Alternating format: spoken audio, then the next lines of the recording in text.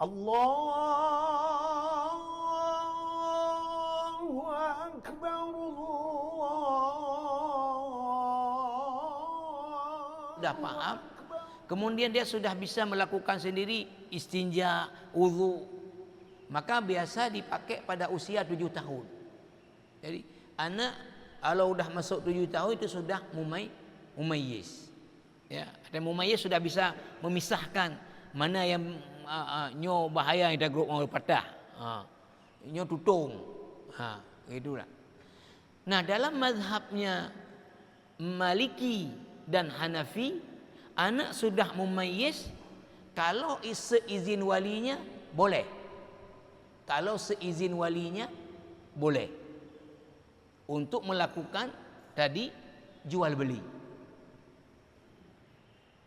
atas izin wali, boleh. Nah, maka kalau kita lihat kan, kenapa terjadi beda pendapat? Karena hadis yang dipakai mazhab Syafi'i ini bukan hadis langsung tentang Rasulullah mengatakan, ya kalau misalnya hadisnya sahih bunyinya, ya la yahillu li sabiyyin, ya walau mumayyizan ay yabi'a wa yashtariya. Enggak halal anak kecil walaupun sudah mumayyiz melakukan jual beli. Dah hadisnya sahih, itu sudah selesai. Sudah selesai. Enggak akan ada lagi pendapat. Hadis yang digunakan mazhab Syafi'i tadi kan, ya tidak dibebankan, ya, kewajiban agama orang yang belum balik, anak kecil. Jadi bukan larangan melakukan jual beli. Nah, bahwa tadi wabtalul yatama, ya, kalian ujilah anak yatim yang hartanya kalian jaga, ya. Kalau kalian merasa mereka sudah mampu untuk mengelola sendiri hartanya, maka serahkan harta kepada mereka. Itu dalam hal menyerahkan harta mereka yang jumlahnya besar, bukan dalam hal mereka melakukan transaksi yang kecil-kecil, ya. Maka tadi mazhab Hanafi, mazhab Maliki membolehkan yang sudah mumayyiz. Karena kalau enggak mumayyiz memang kayak mana memang, ya. Anak paut mampu dayu belah, mampu dayu mekap, kedua anak mampu, ya. Dibenarkan seizin daripada walinya. Nah, maka kalau kita melihat dalam praktek kan berarti mazhab Hanafi dan Maliki ini ya lebih fleksibel, ya. Karena kita sebut tadi kalau mengacu kepada pendapat mazhab Syafi'i yang kuatnya tadi sangat keras, seizin wali pun enggak boleh. Ya, maka berarti selama ini kalau begitu kan yang dimakan anak kita dari yang dia beli jadi harta haram karena enggak sah akad dia. Uang yang diperoleh oleh penjual itu dari anak yang tadi juga menjadi uang yang haram karena akadnya enggak sah. Jadi kalau akadnya enggak sah, apa yang harus dilakukan? Barangnya balikin, uangnya balikin. Nah, kan repot. Repot. Maka ya menurut saya, pendapat mazhab Hanafi dan Maliki ini mungkin kalau secara kontemporer lah didiskusikan oleh ulama kontemporer, mungkin dianggap lebih cepat, terutama dalam hal melakukan transaksi jual beli sesuatu yang hari-hari dan tidak mahal. Hari-hari dan tidak mahal, ya. Kan tidak mungkin juga orang tua memberikan anaknya misalnya buat transaksi beri mobil Land Cruiser, ya. Anaknya belum balik, ya. Kan kak kalang gerah, ya. Alinya dah hanya cocok putuhkan gerah ju padu yuman, anaknya SD nanti. Langsung orang tuanya kajak baca showroom ju gerah yang Land Cruiser ampun je ju gerah tu. Apa gak akad ju gerah. Kan enggak mungkin. Tapi hal-hal tadi yang batagor, yang ini, itu kan hal-hal yang dianggap enggak tertipu lagi. Intinya juga kan bahwa ya tidak terzalimi dia dalam transaksi jual beli, ya. Ini Jadi dalam mazhab Hanafi, ini saya sudah cek ke Fiqh Islam wa Adillatuhu yang membahas semua pendapat mazhab. Jadi hanya mazhab Syafi'i dan Hambali yang melarang jadi anak belum balik melakukan transaksi. Tapi Hanafi dan Maliki kalau sudah mumayyiz atas izin wali dibenarkan. Yang kedua adalah ar-ridha. Ya. Yushtaratu fi kullin min al-ba'i wal mushtari ar-ridha bil 'aqdi wa yatamathalu dhalika bi ikhtiyarihi lidhalika wa 'adam al-ikrah 'alayhi bighairi haqqin bi an ya'qida al-bai' bi raghbatayhima wa ridahuma bit ta'amul fa in tamma al-bai' bil ikrah fala berikutnya harus saling ridha. Ini jelas sekali dalam semua akad transaksi keuangan, ya, fikih muamalah atau tasarruf mali itu harus saling ridha antara kedua belah pihak yang berakad. Penjual ridha, pembeli ridha. Tidak boleh ada paksaan, tapi nanti ada kecualinya, ya, ada kecualinya. Ya, tapi secara umum, ya, tidak boleh transaksi harta itu kecuali saling ridha. Nah, termasuklah dalam jual beli. Maka kalau dipaksa, maka itu tidak sah jual beli. Misal, ya, kita suka sekali ke mobil Honda antik yang ni. Hai pun belum orang apa. Lalu dajaknya menyahang kapu pula kutut Honda tu. Mar daripada kutut tu anaknya tak pun atau kutimak kah? Karena dia takut orang ini memang preman dan memang nabudi pelumah-pelumah tapi. Daripada itimak orang Honda icok je dah itimak. Jadi dia jual karena ketakutan. Nah, ini tidak sah akad ini. Kenapa? Karena firman Allah Subhanahu wa taala surah An-Nisa ayat 29, La ta'kulu amwalakum bainakum bil batil illa an takuna tijaratan an taradhim minkum. Tidak boleh kalian memakan harta orang lain dengan cara yang batil kecuali dengan perniagaan jual beli yang saling ridha.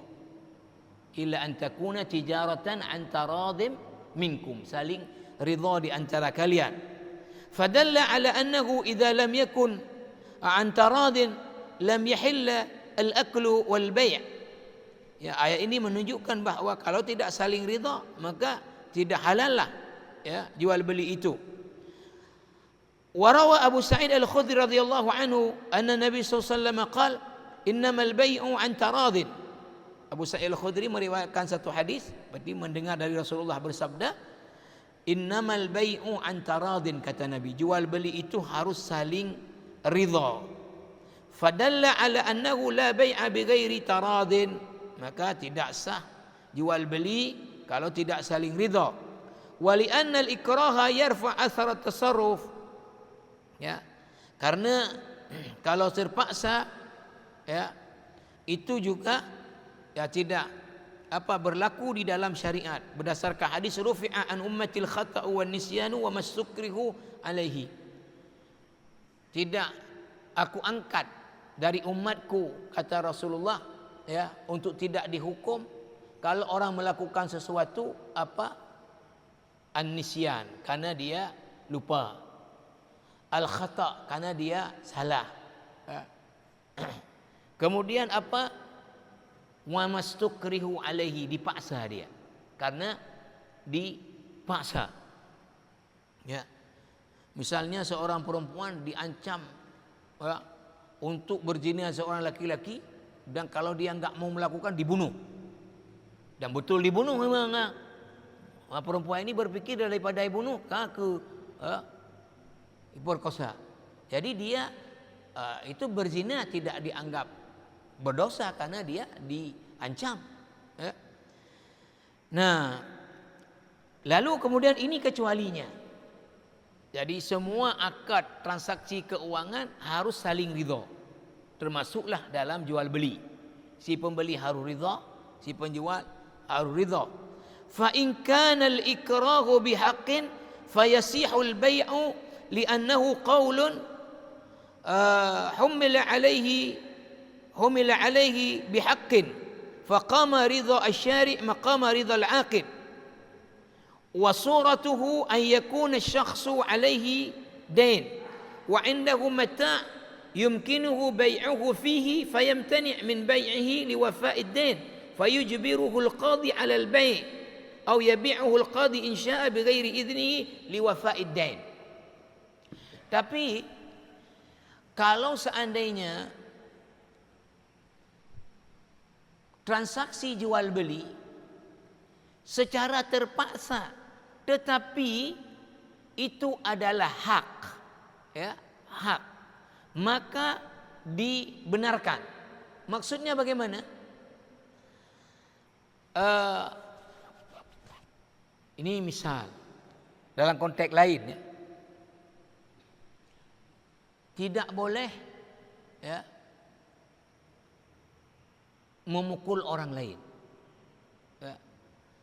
Tetapi, ya, orang yang bersalah dan dia harus dicambuk, misalnya berzina 100 kali, maka boleh mencambuk oleh orang mencambuk ini orang ini karena dia cambuk bil haq, karena hak.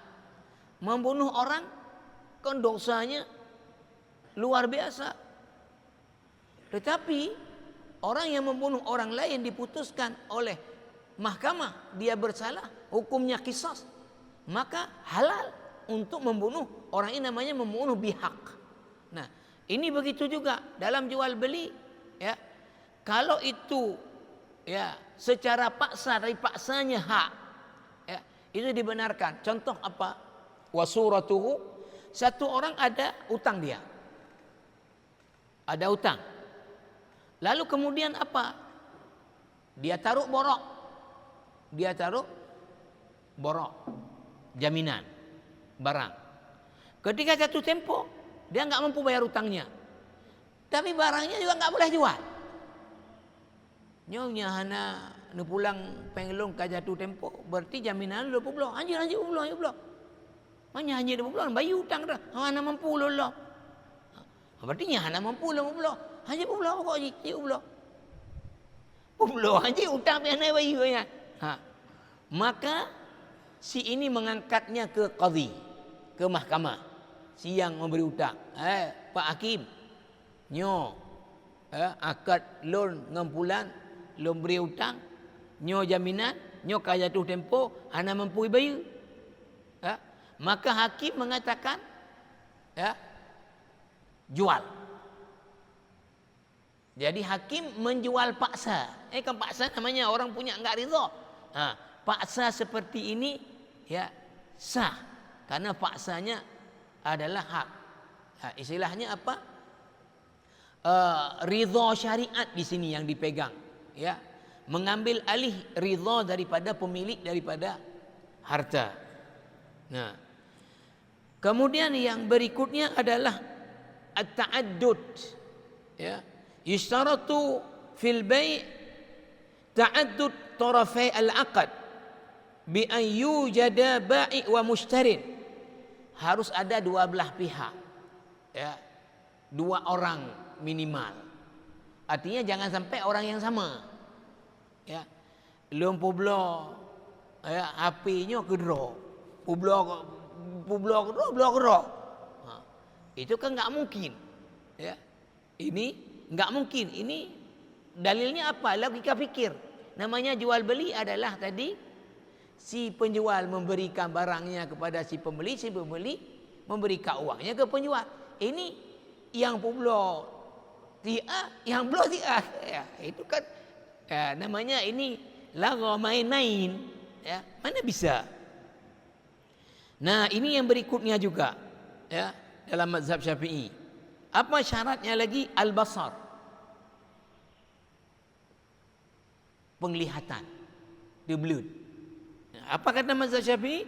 Yushtaratul basaru fi kullin minal ba'i wal mushtari liyatamakkan min ru'yati ma yabi wa ma'rifatuhu bisyaklin kafin ولا يسع بيع الأعمى ولا شراؤه لما في ذلك من جهالة فاحشة ويوكل من يشتري له أو يبيع وتصح وكالته للضرورة ولو كان الأعمى رأى شيئا قبل أن يفقد بصره لا يتغير صح بيعه وشراؤه إياه. Mazhab Syafi'i mengatakan orang Buddha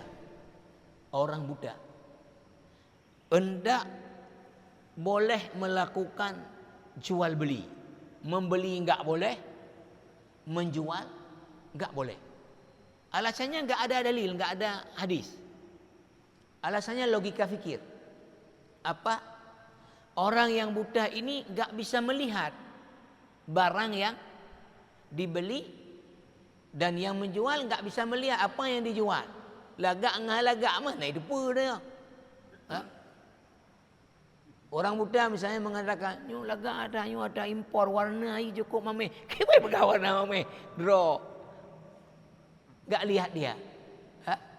Jadi hanya persoalan kenapa orang buta dalam mazhab Syafi'i enggak boleh melakukan jual beli, menjual enggak boleh, membeli enggak boleh. Kecuali kata mazhab ini kan dibuat kecuali kalau orang buta ini ya buta bukan dari kecil. Ya, ban buta sakit diabetes ke depan buta. Lalu barang yang dia beli ini pernah dia lihat dulu belum berubah. Pernah dia lihat dulu belum berubah. Itu dibenarkan karena dia sudah tahu barangnya semasa dibelut dulu. Ya, dan dia bukan dari kecil buta. Dan barang itu belum berubah keadaannya. Nah, maka itu dibenarkan. Nah, ini kan berat juga kalau versi mazhab Syafi'i. Nah, sementara 3 mazhab lagi, Hanafi, Maliki, Hambali membenarkan orang buta melakukan transaksi jual beli. Kenapa? Karena dianggap orang buta ini kekurangannya di mata tapi ada kelebihannya di mata hati. Ada kelebihannya di mata hati. Memang kalau kita lihat kan betul. Orang buta hana buat daki. Ya. Misalnya kan dia beli apa kemudian kan baliknya 5.000. Tajuk teribe. Nyo 5.000 apa? Mau 5.000 teribe apa dah kilo ndak? Teribe oh kai 5.000 dah kilo ndak. Ini apa kok? Jadi dia beli dah taka sekilo. Tajuk duk tira. Tira aku kan taka pun dah kilo dah. Tahu dia. Malah kadang-kadang lebih cara ngurung buta dengan urung debelut.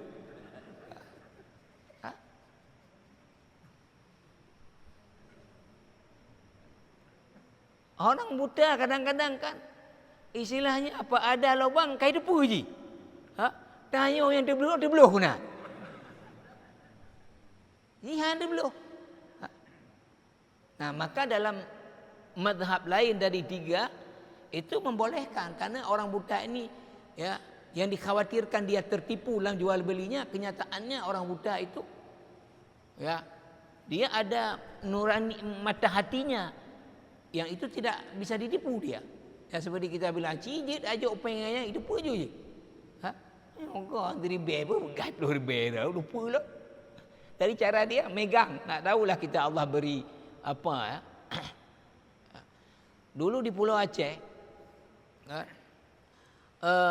ada orang buta yang jijik dicop ju yang kau bekas hadai begak je baru nyari ji cop dayu ada bela aduh culok lawang tapi ji cop ali yang menanci watai jaan ni pulau kalau yang kana baik dah membui lam-lam macam yang ji mandu ji neruk-neruk wan dayu ada belut utah inilah kelebihan Allah beri kepada orang yang buta.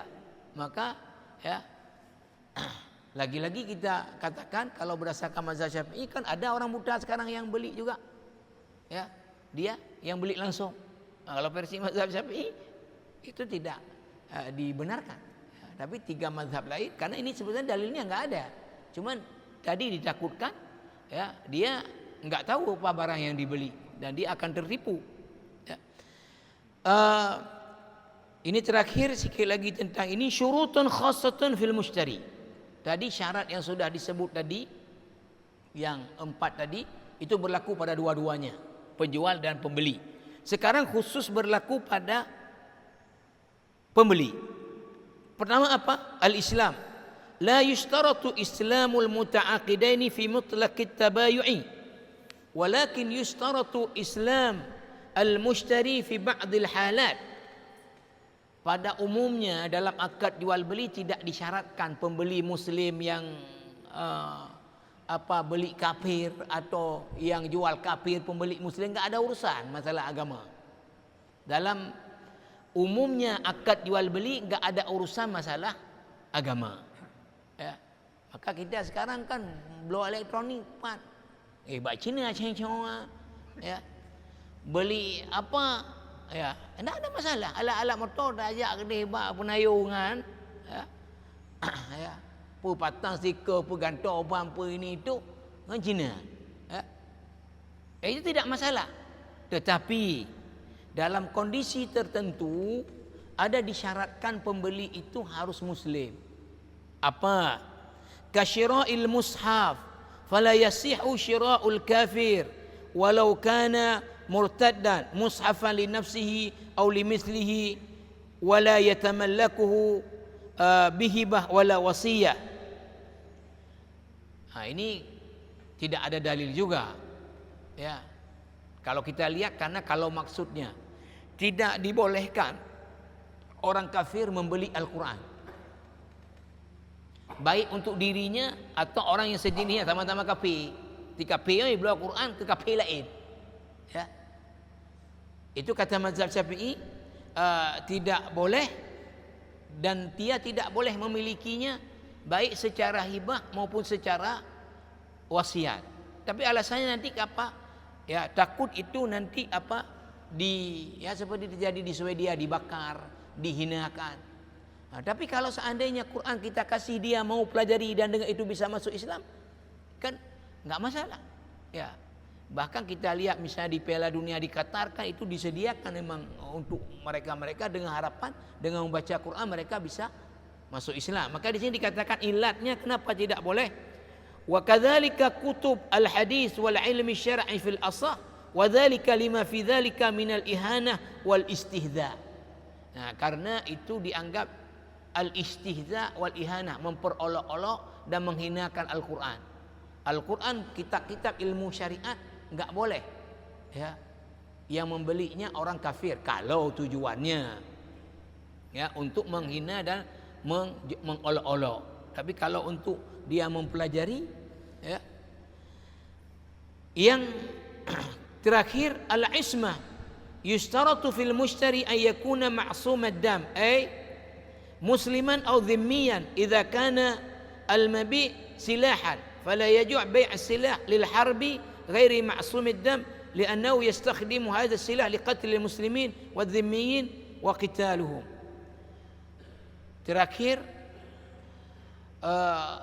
khusus ya menjual senjata. Kita muslim memproduk senjata. Itu tidak boleh kepada kafir harbi. Ya. Yang ditakutkan apa? Dipakai untuk membunuh kaum muslimin. Ya. Misalnya umat Islam ya seperti pesan ayat ya disuruh menyiapkan kekuatan baik militer non militer yang tercanggih ya di setiap zamannya, wa'iddu lahum mastata'tum, sehingga kita lah punya pesawat tempur paling canggih, drone paling canggih, rudal paling canggih misalnya. Itu jangan dijual ke kafir, karena dia akan pakai untuk menyerang umat Islam ya. Kita umat Islam produk senjata diminta beli sama Netanyahu, nggak boleh jual. Kenapa? Dia perang orang Palestin pakai senjata yang kita jual. Itu aja syaratnya. Artinya pada umumnya jual beli nggak ada urusan dengan agama. Mau agama apa itu nggak ada urusan. Ya, kecuali nanti kalau dia jual haram, kan lain lagi itu kepada bab syarat kepada barang yang dijual. Ya, ini syarat pada penjual dan pembeli, nggak ada urusan agama. Hanya tadi Kalau mushaf, ilmu-ilmu syariat, kalau akan dihinakan itu tidak boleh dijual kepada kafir. Senjata yang kita produk kepada kafir yang harbi itu tidak boleh karena akan digunakan untuk membunuh kaum muslimin. Ya. Itu saja jamaah rahimakumullah. Subhanakallah wa bihamdika asyhadu an la ilaha illa anta astaghfiruka wa atubu ilaik. Assalamualaikum warahmatullahi wabarakatuh.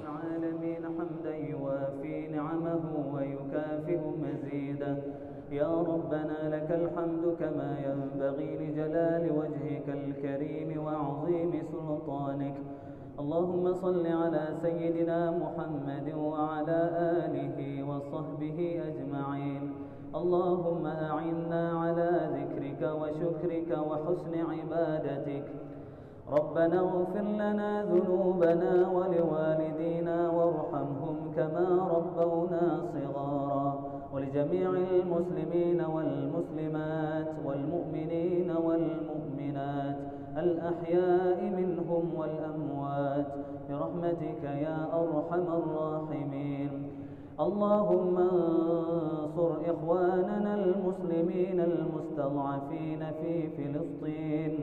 اللهم انصرهم على أعدائهم. اللهم انصرهم نصرا عزيزا.